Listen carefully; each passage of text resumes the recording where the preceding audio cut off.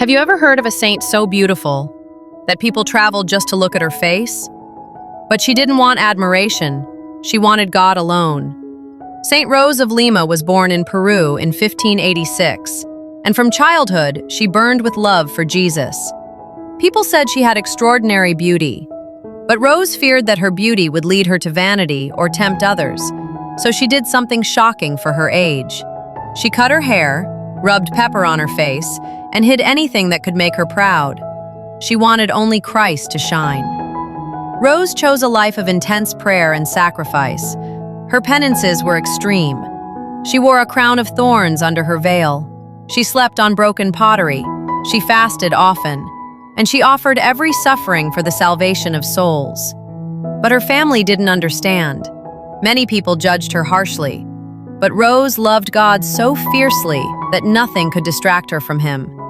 She refused marriage because she wanted to belong entirely to Jesus. Inspired by Saint Catherine of Siena, she built a tiny hut in her family garden where she prayed for hours every day. There, she experienced deep mystical union with Christ, and even though she lived hidden, God made her light impossible to hide. Miracles surrounded her life. The sick were healed through her prayers. People who came to her full of anger left with peace. And God gave her supernatural strength to endure suffering that would break most people. She also cared for the poor, the elderly, abandoned children, and the sick, using her own hands, her own sewing, and her own garden to help anyone in need. Even those who once mocked her eventually sought her counsel. Rose suffered greatly toward the end of her life, but she united her pain with the passion of Christ and whispered over and over, "Jesus, Jesus, be with me." She died at only 31 years old, but her holiness transformed Peru and the world.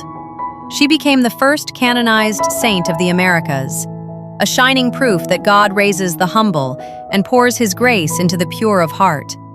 And even though most of us are not called to the extreme mortifications she practiced, just like Saint Catherine of Siena, Saint Margaret Mary, and so many other holy souls, we are called to imitate their love, their purity of heart, and their willingness to sacrifice for God.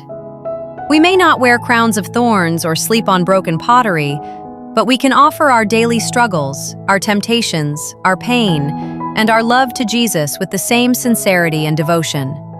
Saint Rose of Lima, pray for us.